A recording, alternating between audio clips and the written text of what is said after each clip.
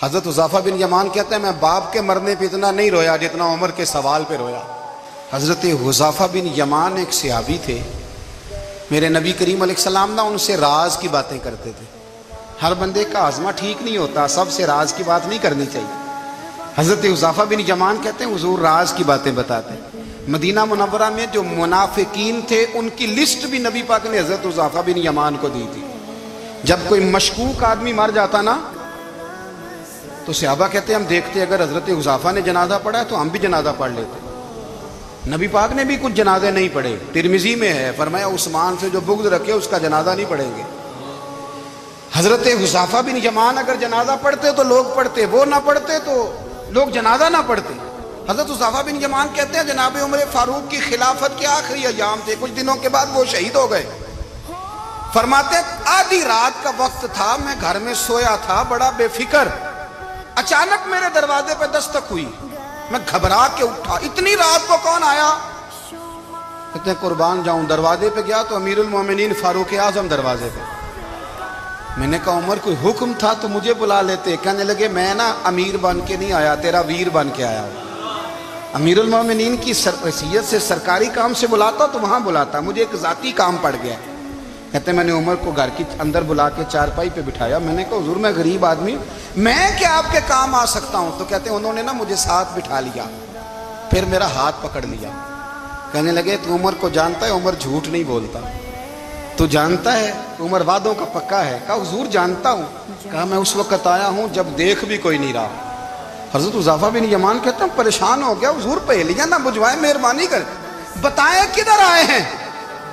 حضرت عمر فاروق فرمانے لگے 62 سال کا ہو گیا ہوں، 63 میں چل رہا ہے، داڑھی سفید ہو گئی ہے، پھل پک گیا، اٹھ فریدہ ستیا، داڑھی آ گئی پور، اگا نیڑے آ گئی، پیچھا رہ گئی دور، اب قبر اشر کا معاملہ صاف نظر آنے لگا ہے۔ کہا حضور مجھ سے کیا چاہتے ہیں؟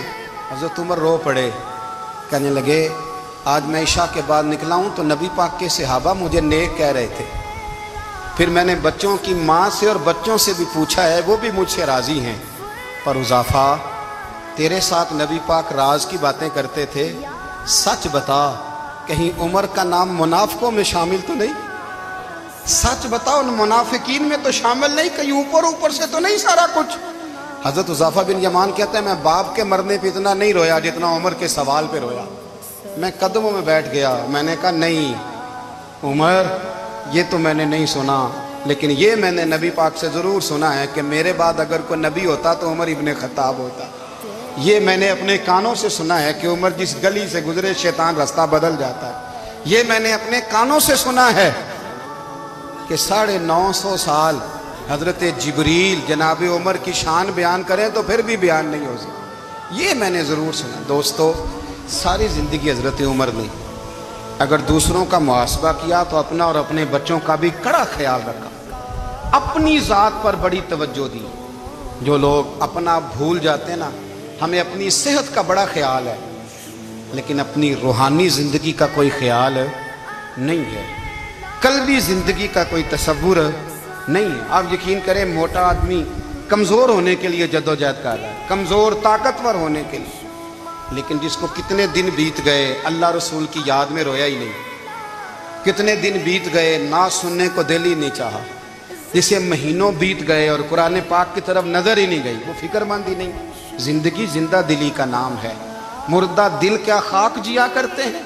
بھائی حضرت عمر کی زندگی دور حاضر میں ہمیں یہ سبق دیتی ہے کہ کڑی نگرانی رکھو اپنے پودوں کی، کڑا خیال رکھو اپنے ذاتی باغ کا، اور یہ جو تمہارے دل کی دنیا ہے، یہ تمہاری روح کی زندگی ہے، اس کا محاسبہ کرتے رہو۔